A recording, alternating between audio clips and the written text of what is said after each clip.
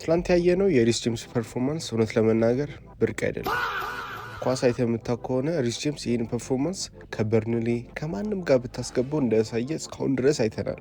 አመቱን ሙሉ እንደዚህ ነው እየተጫወተ የነበረው። ችግሩ የእሱ አለመጫወት ሳይሆን የብዙ ደጋፊዎች የቼልሲን ጨዋታ አለማየታቸው ነው። ሪስ ጄምስ እዚህ ቦታ ላይ ሲጫወት ብርቁ አይደለም። ምክንያቱም በ18 ዓመቱ ቼልሲ ለዊያን በውሰት ሰጥተውት ነበር። እዛም ሄዶ ፉልባክ ብቻ ሳይሆን እየተጫወተ የነበረው አሁን እንደሚጫወተው ሚድፊልዱን ከሞርሲ ካወቃችሁት ኢፕስዊች አምና የነበረው ሚድፊልደራቸው ነው። ከሱ ጋር ሆኖ ነበረ ሚድፊልዱን ራን እያደረጉት የነበሩት። ሁሌ ሚድፊልድ ተጫውቷል እያልኳችሁ ሳይሆን ራይት ባክም ሴንተር ባክም ሆኖ ነበር እየተጫወተ የነበረው። ሪስ ኢዝ ኤ ኮምፕሊት ፉትቦለር። የትም ብታደርገው ዩዝ ሌቭል ላይ ሁላ አጥቂ ሆኖ ነበር የሚጫወተው። ሂ ካን ዱ ኤቭሪቲንግ። ሂዝ ናት ጀስት አላ ወርልድ ክላስ ፉልባክ፣ ሂዝ ወርልድ ክላስ ሚድፊልደር፣ ወርልድ ክላስ ሴንተር ባክ መሆን ይችላል፣ ወርልድ ክላስ ስትራይከር ወይም ዊንገር መሆን ይችላል። 11 እሱን ይዘገባ ማለት ዋንጫ መብላት ትችላለህ። ምክንያቱም ያኔ በ18 ዓመቱ ለዊጋን እየተጫወተ ቲም ኦፍ ዘ ሲዝን ነበር የገባው። ሚድፊልድ ፉልባክ እና ሴንተር ባክ እየተጫወተ ስለነበረ ሂወስ ካፕቴኒንግ ዘም ተሰጥቶት ነበረ በ18 ዓመቱ ቻምፒዮንሺፕ ውስጥ።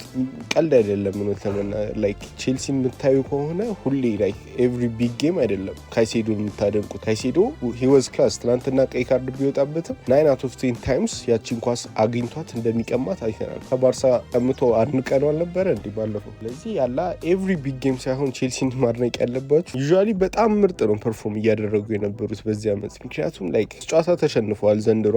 ከሶስቱ ሁለቱ ቀይ ካርድ ወጥቶባቸዋል። ከብራይተን እየመሩ ከማንቸስተር ዩናይትድ ደግሞ መጥፎ ፎርም ላይ ማንቸስተር ዩናይትድ እያሉ ያ 6 ነጥብ ክሎዝ ያደርጋል። ትናንትና ካይሴዶ ቀይ ካርድ ባይወጣ ኖሮ አይኖ ኢፍ ምናምን እያልን ማውራት ኳስ ላይ ያስጠላል። ግን ትናንትና ቀይ ካርዱ ባይወጣ ኖሮ ቼልሲ እንደሚያሸንፍ 100% እርግጠኛ ነን ሁላችንም። ከዛ ኢንቴንሲቲ ኢዝ ዜር። እድል አይደለም ደግሞ የቼልሲ ብዙ ጊዜ ተቃራኒ ቡድኖች መጥፎ ነበሩ።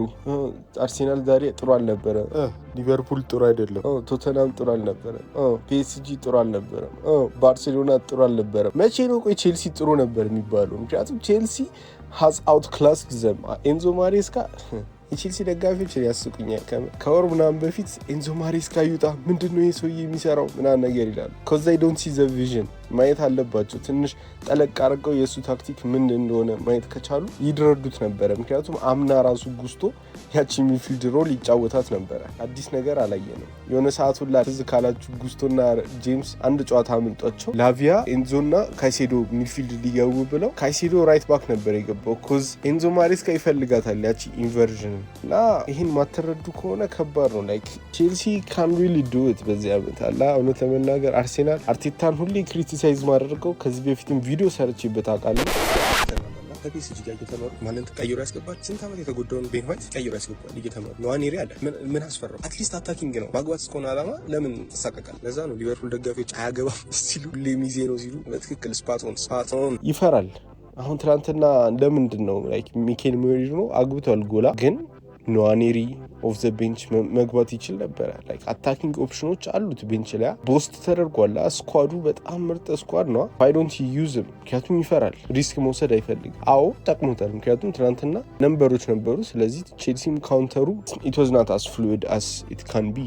ግን ጋር ጎ ኦን ዘ ፍሮንት ፉት አለ 10 ተጫዋች ይዞ ቼልሲ ላይክ የአንድ ሰውን ብልጫን ካልተጠቀመ ላይክ የተጠቀመበት ቡካዮ ሳካ ማርኮ ኩኩሬላን አጥፎት ሲያደርጋው ያቺን የቁጥር ብልጫ ተጠቅመዋል። ከዛ ውጭ ግን ምንም ያዩበት ሲናሪዮ የለም። they didn't use their numbers። በጣም በደንብ አልተጠቀሙትም የቁጥር ብልጫቸው። ይሄ ቪዲዮ የሰው ደስታ ለሚያስደስታችሁ ነው።